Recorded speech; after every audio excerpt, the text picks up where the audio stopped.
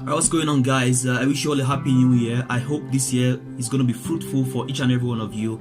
If you like what I'm about, you know what, hit the like button, drop a comment on this video and hit the subscribe button also. Yeah, it's going to help me like rank higher in the metrics and people can see my videos more and more. I'll like that.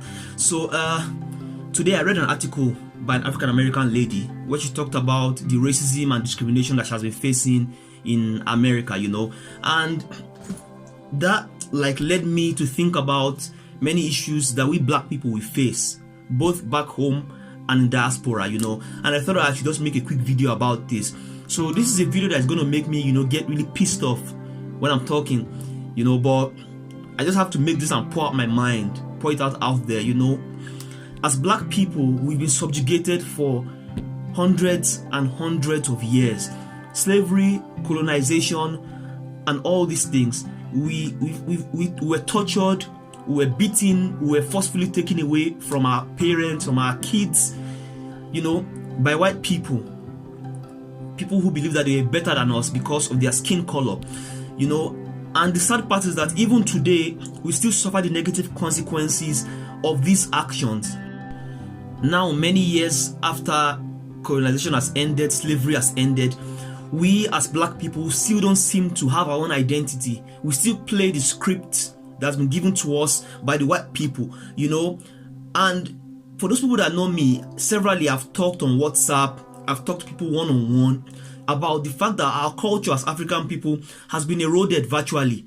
We don't have much left of what can be called a culture. Our dressing is gone, our languages are almost gone.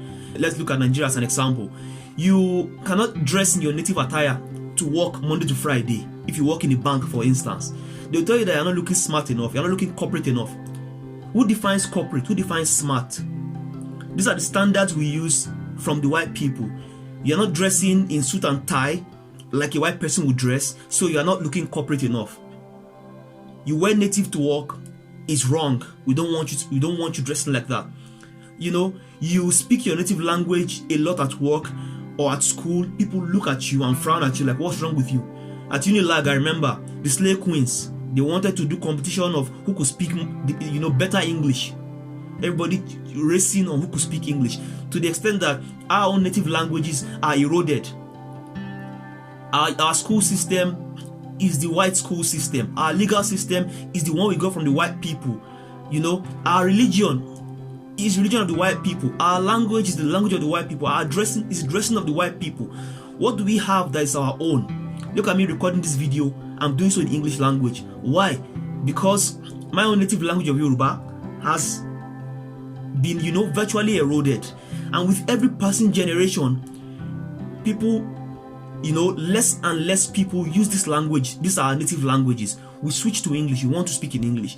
It's a high class thing to be able to speak in English. Everybody's priority is to learn in English.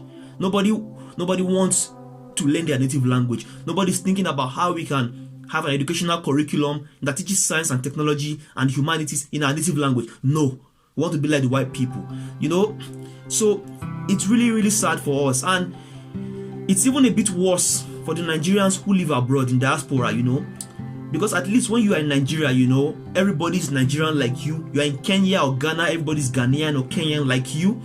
But when you are abroad, you live in a society where there's a hierarchy, and as a black person, especially with a black person with no money, you are at the bottom of that hierarchy. The white people are at the top, you are at the bottom, you know, and you begin to work your way up.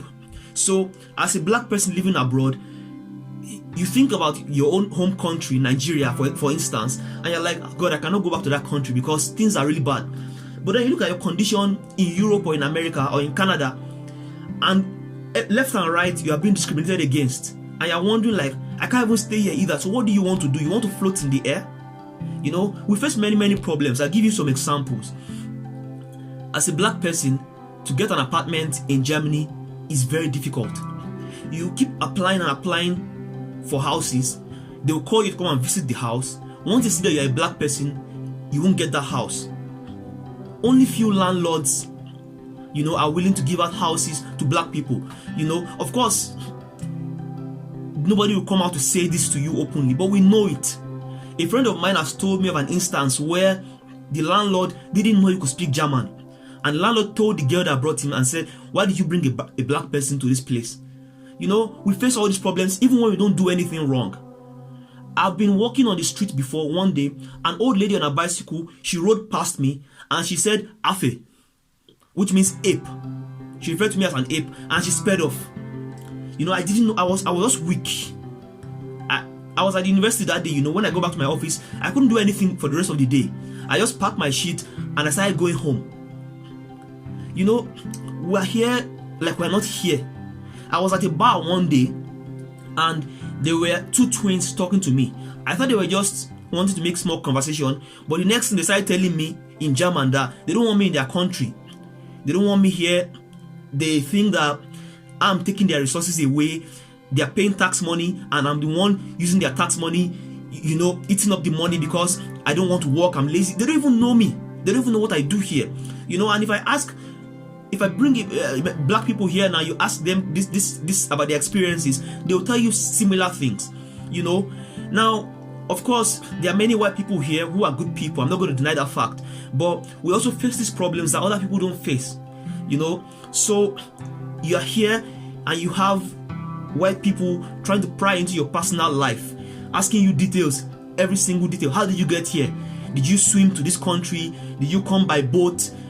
You know, trying to act like saviors, this savior complex. They want to be the one to say, oh, we rescued this person, we helped them as refugees. They pry into your life, they want the details, you know, and they won't reciprocate this courtesy. They won't respond to it well when you begin to pry into their own lives in a similar manner. They tell you about how it is not your business, but then they begin to pry into your own lives and you feel like you have an obligation to answer them because this is their country and all this kind of stuff, you know. So you have instances where just because some black people want to fit into this society, they want to say, oh, I'm well integrated, they begin to shit on their fellow black people. I know some black people here who make a conscious effort not to have black friends. Some black guys and black girls make a conscious effort not to date black people. And I am all for freedom of choice when it comes to relationships, you know. I think if you fall in love with a white person or whatever, you can go for it, you know. But when a person makes a conscious decision to push away people of their own kind, then you know that this person is still mentally enslaved. And sadly, many black people living here abroad are mentally enslaved. They will begin to shit talk about black people in general, say negative things about their fellow, you know, Africans. Why? Just to score points with white people, just because they think it's going to make them more accepted in the white community. You know, they begin to say, watch what you are saying, don't talk like that, don't show that you're angry. Why? So that the white man will say, oh, this is a civilized black person. They are not all like jungle people. You know, how can we be in 2019 and the white person will see me and be asking me, you know, do you have cars in Nigeria? You know, do you have roads? These kinds of silly questions, you know. All these experiences, they hurt people. They make you feel very, very bad. Many of us black people begin to condemn people like us. There was one time I was cutting my hair and the barber was a Nigerian barber. He came here as a refugee, you know. And I was talking to this guy and this guy began to shit on African women. He began to say stuff like, no man, those stupid girls. All of them just stupid. They don't get brain, they don't get anything. They don't even fit do any work for us, they don't fit do anything. Now only money they define. You know, I was like, I was looking at the guy like, what's wrong with this guy? He didn't even want to know my own view. Just started shit talking on them. And it was like, but all these Wimbo babes, man, they don't even demand anything from me. This one, that one, you know. Now Wimbo are defined. I don't care, you know. I'm like, why is this guy speaking of his own fellow black people in this manner?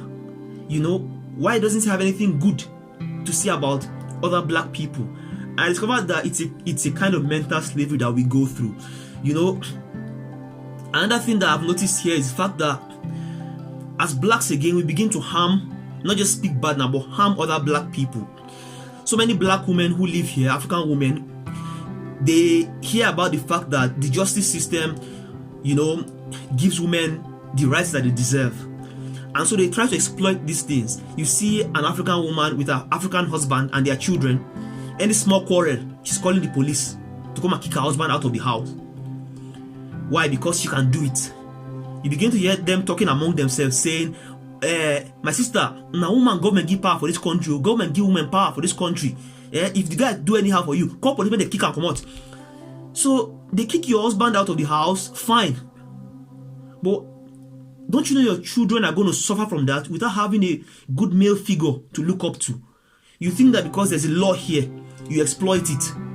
The Oyibo people that have the law, they use the law with their own sense.